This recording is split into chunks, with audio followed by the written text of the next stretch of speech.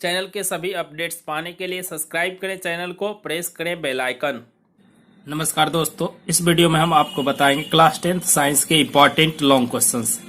तो जो VVI questions है बोर्ड एग्जाम के लिए, या कहे जो इम्पोर्टेंट क्वेश्चंस है हमारा बोर्ड एग्जाम के लिए क्लास 10th के लिए, आज हम आपको इस वीडियो में बताएंगे।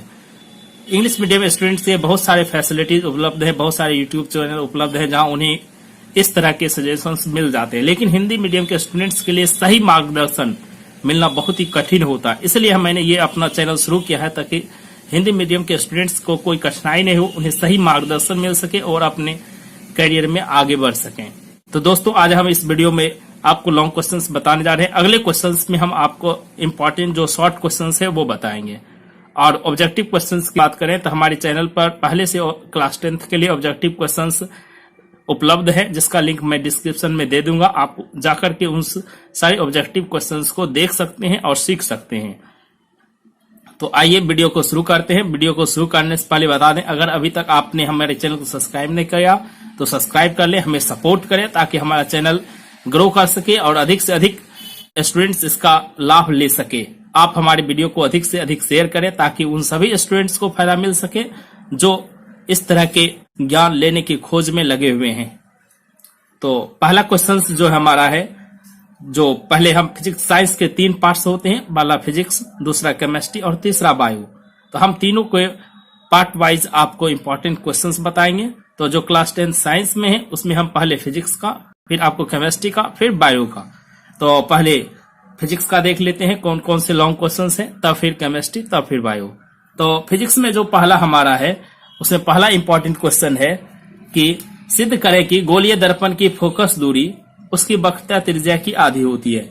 आपको गोलीय दर्पण में दिखाना है कि उसकी जो फोकस दूरी होती है, जिसे हम एफ से सूचित करते हैं, उसकी जो वक्रता त्रिज्या होती है आर, उसकी आधी होती है। या इसी को हम कहते हैं, इसी क्वेश्चन को दूसरा कि आर बराबर 2f को प्रूव कीजिए। आर बराबर 2f को सिद्ध करना है कि आर बराबर 2f होता है, इस बात को आप सिद्ध कर दीजिए कि r बराबर 2f होता है। तो यह पहला क्वेश्चन है। दूसरा क्वेश्चन की बात करें तो हमारा गोलीय दर्पण उत्तल या अवतल के लिए आप सूत्र जो दर्पण का है 1/v + 1/u = 1/f को इसको स्थापित करना है। मतलब गोलीय दर्पण का जो सूत्र है 1/v + 1/u = 1/f, इसको सत्यापित करना है, इसको सिद्ध करना है। ये क्वेश्चन कई बार एग्जाम में पूछे जा चुके हैं। ये बहुत इंपॉर्टेंट क्वेश्चन है। तीसरा जो क्वेश्चन है हमारा लेंस सूत्र 1/v - 1/u = 1/f को स्थापित करना है। जो लेंस सूत्र है उसे आपको एकदम पूरी तरह से ड्राइव करके सीख लेना है उसको प्रूफ करने के लिए। अब चलते हैं हम चौथे क्वेश्चन की ओर।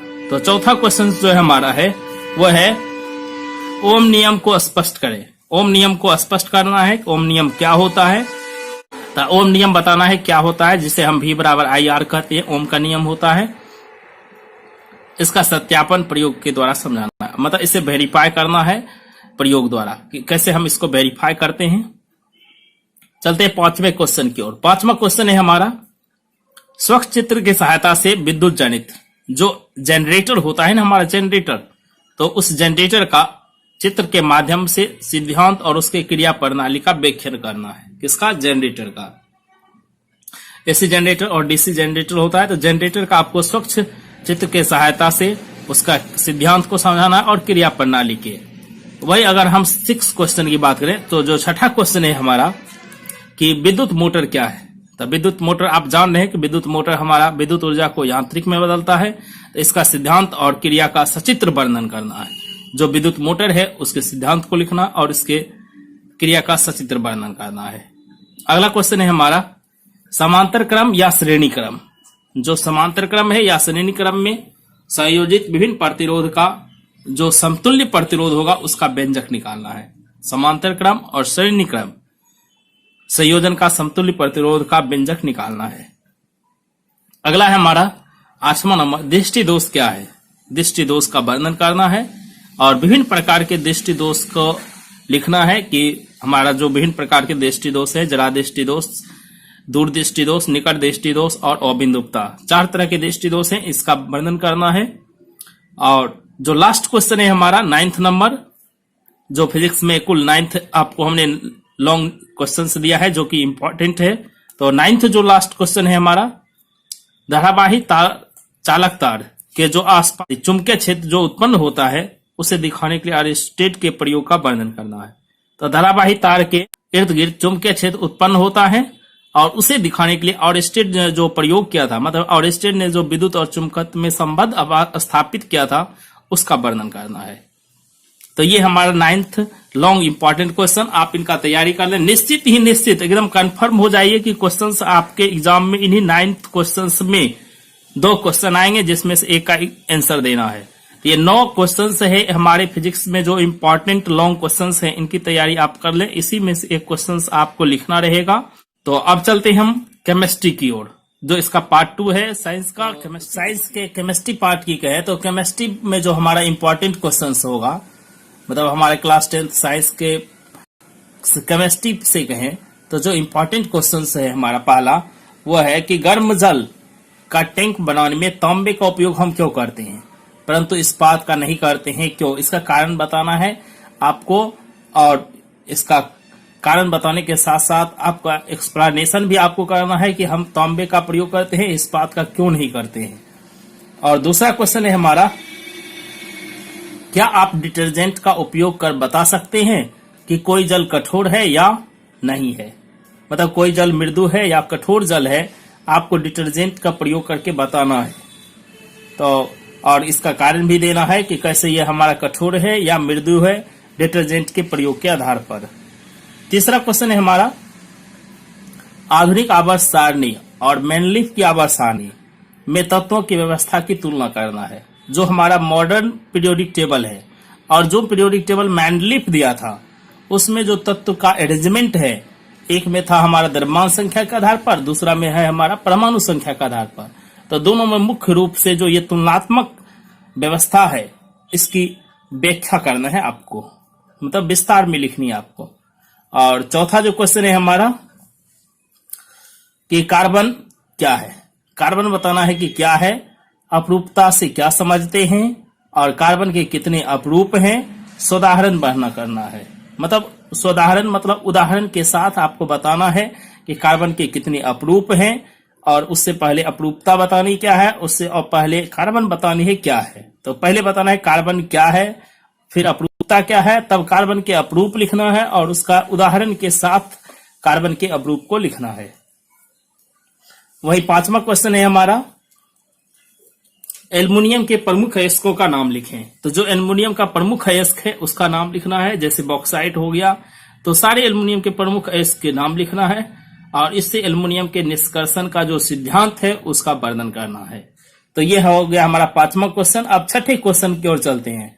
तो जो छठा क्वेश्चन है हमारा, क्या होता है जब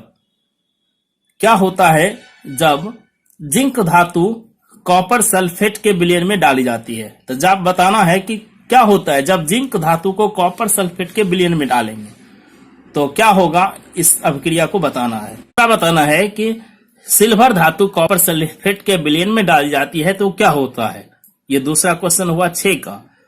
तीसरा बताना है क्या होता है जब पोटेशियम आयोडाइड का विलयन लेड एसीटेट के विलयन में डाला जाता है। तीसरा बताना है कि पोटेशियम आयोडाइड के विलयन का विलयन लेड एसीटेट के विलयन में डालेंगे तो क्या होगा, ये बताना है आपको।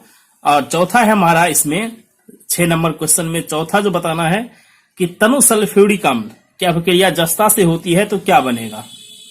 तनु सल्फ्यूरिक अम्ल H2SO4 और जस्ता जैन जिंक जिसको कहते हैं Zn, इसका अभिक्रिया होगा तो क्या बनेगा। 5वां बताना है एल्युमिनियम कार्बाइड पर जल की अभिक्रिया कराई जाती है तो क्या होता है। जब हम एल्युमिनियम कार्बाइड की अभिक्रिया जल से कराएंगे तो क्या होगा। अब अगला है हमारा 6ठा नंबर, 6 का जो F नंबर है, बेंजीन की अभिक्रिया सांद्र H2SO4। अब बेंजीन की अभिक्रिया कराए हैं H2SO4 की उपस्थिति में सांद्र NO3 से तो क्या बनेगा। तो बेंजीन की अभिक्रिया जब हम H2SO4 की उपस्थिति में, इसकी उपस्थिति में हम जब ZNO3 के साथ कराएंगे तो क्या बनेगा। तो ये 6ठा क्वेश्चन है। अब 7वां पे चलते हैं। कह रहा एथेनॉल की प्राप्ति किन्वन विधि से करें। मतलब एथेनॉल की जो प्राप्ति है, मतलब एथेनॉल बनाने की जो विधि है किण्वन विधि से, कैसे करेंगे एथेनॉल की प्राप्ति हम किण्वन विधि से, ये बताना है। उसके बाद कह रहा है इसी में एथेनॉल के दो उपयोग बताना है। तो एथेनॉल को प्राप्ति किण्वन विधि से कैसे करेंगे और एथेनॉल के दो उपयोग को लिखना है, इसका होने वाले दो उपयोग बताना है कि क्या होगा। तो अगला क्वेश्चन जो है हमारा 8वां नंबर, तो अगला जो हमारा 8 नंबर क्वेश्चन है कि निम्नलिखित यौगिकों के संरचना सूत्र लिखिए। ये जो यौगिक हमारा दिया हुआ है इसका संरचना सूत्र बताना है, मतलब संरचना सूत्र आपको लिखना है। तो पहला है इसमें संरचना सूत्र लिखने में कि मोनोक्लोरोमीथेन, तो जो मोनोक्लोरोमीथेन है उसका लिखना है। दूसरा जो है हमारा कि मीथेन, दूसरा मीथेन का लिखना है आपको। और तीसरा जो है एथीन का। चौथा है हमारा एथेनॉल का। पांचवा है हमारा बेंजीन का। और छठा है हमारा प्रोपेनॉल का। सातवां हमारा इथेनॉल का। और आठवां हमारा एथाइन का। इसमें जो हमारा आई नंबर है, आई नंबर में लिखना है एथेनोइक अम्ल। और इसमें जो जे नंबर है, मतलब 10th नंबर जो है हमारा फॉर्मेल्डिहाइड। इन जो हमारा ये जो 10 दिए हैं ना, ये 10 यौगिक का संरचना सूत्र आपको लिख के तैयार कर लेना है। यह बहुत ही बहुत बहुत बहुत इंपॉर्टेंट क्वेश्चन है। 100% गारंटी है कि एग्जाम में आपको इनसे क्वेश्चन पूछे ही जाएंगे। आप इन क्वेश्चंस की तैयारी कर ले, बहुत ही बहुत इंपॉर्टेंट क्वेश्चन है।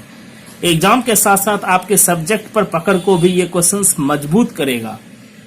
अगला क्वेश्चन है हमारा 9th नंबर कि प्रयोगशाला में मीथेन बनाने की विधि और क्लोरीन के साथ इसकी रासायनिक अभिक्रिया को लिखना है। प्रयोगशाला में हम मीथेन को कैसे तैयार करते हैं, मीथेन गैस को, और क्लोरीन के साथ इसकी रासायनिक अभिक्रिया कैसे होती है, इसको बोलना है। अगर आपको वीडियो में देखने में कोई भी प्रॉब्लम हो तो हम इसका पीडीएफ फाइल भी लिंक में दे देंगे। और पीडीएफ फाइल के साथ साथ हम लिंक में आपको पहले से जो ऑब्जेक्टिव क्वेश्चंस हमारे चैनल पर उपलब्ध हैं उसका भी लिंक दे देंगे। आप उन सारे ऑब्जेक्टिव क्वेश्चन को देख सकते हैं और तैयारी कर सकते हैं। और जहां तक शॉर्ट क्वेश्चंस की बात है, हम अगले वीडियो में आपको शॉर्ट क्वेश्चन भी उपलब्ध कराएंगे। चलते हैं अगला हम क्वेश्चन। निम्न अयस्क का नाम उसके आणविक सूत्र के साथ लिखें। निम्न अयस्क का जो नाम है, निम्न के अयस्क मतलब जैसे जस्ता हम दिए, लोहा दिए, इसका, और तीसरा जो है हमारा तांबा, इसके अयस्क का नाम लिखना है और उसका आणविक सूत्र लिखना है। और इन सारे का जो लोहा हो गया, तांबा हो गया, जस्ता हो गया, इसका अयस्क से हम कैसे निष्कर्षण करते हैं, इसके सिद्धांत को लिखना है कि इसका जो है हम अयस्क से कैसे सांद्रण करते हैं, निष्कर्षण करते हैं, उसके सिद्धांत का वर्णन करना है आपको। तो ये थे केमिस्ट्री के इंपॉर्टेंट क्वेश्चन। तो क्लास 10 साइंस में 3 पार्ट्स हैं, पहला फिजिक्स, दूसरा केमिस्ट्री। तो मैंने फिजिक्स का बता दिया, केमिस्ट्री का बता दिया। अब हम चलते हैं क्लास 10 के बायो के इंपॉर्टेंट क्वेश्चन जो है उसकी। तो क्लास 10 बायो के जो इंपॉर्टेंट क्वेश्चन है अब हम उसकी बात करते हैं कि क्लास 10 साइंस के 3 पार्ट्स। फिजिक्स का मैंने क्वेश्चन बता दिया जो इंपॉर्टेंट लॉन्ग क्वेश्चन है, केमिस्ट्री में भी जो इंपॉर्टेंट लॉन्ग क्वेश्चन मैंने बता दिया। अब हम बता रहे हैं आपको बायोलॉजी के जो इंपॉर्टेंट लॉन्ग क्वेश्चन हैं। ये सारे क्वेश्चन बहुत ही इंपॉर्टेंट है। एग्जाम के साथ साथ आपके सब्जेक्ट पे पकड़ को मजबूत करेगा। आप इन क्वेश्चंस की तैयारी अगर आप सही से कर लेते हैं तो ये आपको लॉन्ग क्वेश्चंस के आंसर लिखने में बहुत मदद करेगा। साथ साथ इससे बहुत सारे ऑब्जेक्टिव भी आपके सॉल्व हो जाएंगे और सब्जेक्ट पर पकड़ तो आपका मजबूत करेगा ही करेगा। तो आप गारंटेड इस सारे क्वेश्चंस को लिख लीजिए। अगर लिखने में दिक्कत आ रही है तो हम नीचे पीडीएफ फाइल भी आपको दे रहे हैं, नीचे आप डिस्क्रिप्शन से जाकर के पीडीएफ फाइल अपलोड कर लीजिए और सारे क्वेश्चंस की तैयारी कर लीजिए। ये आपके सब्जेक्ट पे पकड़ को बहुत मजबूत करेगा। तो बायोलॉजी के जो पहला इंपॉर्टेंट क्वेश्चन है हमारा, मानव नेफ्रॉन का स्वच्छ चित्र के साथ विभिन्न भागों का वर्णन करना है। ये बहुत क्वेश्चंस इंपॉर्टेंट है। बहुत बार देता है कि नेफ्रॉन का अनुप्रस्थ काट का चित्र बनाएं। 5 मार्क्स में पूछे जाते हैं ये क्वेश्चंस कि मानव नेफ्रॉन का चित्र बनाना है और उसके विभिन्न भाग का वर्णन करना है। दूसरी बात करें तो ये वृक्क का जो वृक्क है हमारा, उसका नामांकित चित्र बनाकर वर्णन करना है। ये भी बहुत इंपॉर्टेंट क्वेश्चंस है। बायोलॉजी के 2 बायोलॉजी की जो है ये 2 बहुत इंपॉर्टेंट क्वेश्चंस हैं। अब चलते अगले तीसरे क्वेश्चन की ओर। तो जीवधारियों में पोषण की आवश्यकता क्यों होती है बताना है और 5 कारण को देना है कि जीवधारी में पोषण की आवश्यकता किस लिए है और उसके 5 कारण बताने हैं आपको। तो चौथा क्वेश्चन चलते हैं। चौथा क्वेश्चन है लैंगिक तथा अलैंगिक जनन में 5 अंतर लिखिए। जो लैंगिक जनन है और जो अलैंगिक जनन है जीवधारियों में, उसके 5 अंतर को लिखना है। वहीं 5वां क्वेश्चन की बात करते हैं। तो मनुष्यों में पाचन क्रिया को पाचन तंत्र के नामांकित चित्र के साथ समझाइए। मनुष्य में जो पाचन की क्रिया होती है उसमें पाचन तंत्र का फिगर भी बनाना है और उसके चित्र के साथ समझाना है पाचन क्रिया को। वही छठा क्वेश्चन की बात करें। छठा है प्रकाश संश्लेषण के लिए पौधों को सूर्य की रोशनी की आवश्यकता होती है। प्रकाश संश्लेषण के लिए पौधों को सूर्य की रोशनी की आवश्यकता होती है। प्रयोग द्वारा इस बात को समझाइए कि प्रकाश संश्लेषण में पौधा को सूर्य की रोशनी की आवश्यकता होती है। वहीं 7वां क्वेश्चन की बात करें तो 7वां क्वेश्चन है हमारा न्यूरॉन क्या है। बताना है कि न्यूरॉन क्या है और एक तंत्रिका कोशिका का नामांकित चित्र बनाइए और जो एक तंत्रिका कोशिका है उसका नामांकित चित्र के साथ बताना है। 8वां क्वेश्चन इससे हमारा ऑक्सी एवं अनॉक्सी शोषण में अंतर लिखें। ऑक्सी शोषण जो है और अनॉक्सी शोषण जो है उसमें अंतर लिखना है एवं अनॉक्सी शोषण की क्रिया विधि लिखना है और जो अनॉक्सी शोषण है उसकी क्रिया विधि को लिखना है। 9वां क्वेश्चन है हमारा फुफ्फुस में कोशिकाओं की तथा बिक्र में विक्राणुओं की रचना तथा क्रिया विधि की तुलना कीजिए। जो फुफ्फुस है उसमें कोशिकाओं की और बिक्र में विक्राणुओं की जो रचना की क्रिया विधि है उसकी तुलना करना है कि आपस में ये दोनों में तुलना करना है कि क्या समानता है और इसमें क्या अंतर है। तुलना का अर्थ होता है कि आपको समानता भी लिखनी है और उसमें अंतर को भी लिखनी है। और 10वां क्वेश्चन है हमारा 10th क्वेश्चन है बायोलॉजी का। जंतुओं में नियंत्रण एवं समन्वयन के लिए तंत्रिका तथा हार्मोन की क्रिया विधि की तुलना करें। जो जंतु है हमारा जीव जंतु है उसमें नियंत्रण और समन्वयन के लिए तंत्रिका तथा हार्मोन की क्रिया विधि की तुलना करना है। और इसमें 11वां नंबर क्वेश्चन से है हमारा कि मनुष्य में दोहरी रक्त संरचना की व्याख्या कीजिए। मनुष्य में जो दोहरी रक्त की संरचना है उसकी व्याख्या करना है तथा इसके महत्व पे आपको प्रकाश डालना है। मतलब इसके महत्व को आपको लिखना है, मतलब महत्व का वर्णन करना है। और जो लास्ट क्वेश्चन है हमारा मतलब क्लास 10 साइंस का जो लास्ट लॉन्ग क्वेश्चन है या कहें हम बायोलॉजी का जो लास्ट लॉन्ग क्वेश्चन है, मतलब क्लास 10 साइंस का जो लास्ट क्वेश्चन हम आपको देने जा रहे हैं वो है हमारा अधिक व्यायाम के दौरान खिलाड़ी के शरीर में क्रैम्प होने लगता है क्यों। खिलाड़ी के शरीर में अधिक व्यायाम के दौरान क्रैम्प की घटना का वर्णन करना है। और दूसरा जो हमारा इसमें है मतलब हमने लास्ट लॉन्ग क्वेश्चन में 2 क्वेश्चंस दिए हैं, दोनों मिलाकर के हमारा 12th नंबर लॉन्ग क्वेश्चंस बनता है। ये क्वेश्चंस बहुत ही इंपॉर्टेंट है, कई बार एग्जाम में ये सब क्वेश्चंस पूछे जा चुके हैं। तो इसमें जो दूसरा क्वेश्चन है कि जब एंड्रीनलिन हार्मोन रुधिर में मिल जाता है, जब एंड्रीनलिन हार्मोन रुधिर में मिल जाता है तो शरीर में क्या अनुक्रिया होती है। तब बताना है कि शरीर में कौन सी अनुक्रिया होती है। जब एंड्रीनलिन हार्मोन रुधिर में मिल जाती है तो शरीर में कौन सी अनुक्रिया होती है, यह बताना है कि शरीर में होने वाली अनुक्रिया क्या होती है। तो दोस्तों आपसे यही आशा है कि आप हमारे चैनल को सपोर्ट करेंगे, आप हमें सपोर्ट करेंगे, अपने दोस्तों को इस वीडियो को शेयर करिए और अभी तक आपने हमारे चैनल को सब्सक्राइब नहीं किया तो सब्सक्राइब कर लीजिए। Thank you for watching. फिर मिलते हैं नेक्स्ट वीडियो में जो इसमें हम आपको बताएंगे इंपॉर्टेंट शॉर्ट क्वेश्चंस जो एग्जाम में बार बार पूछे जाते हैं।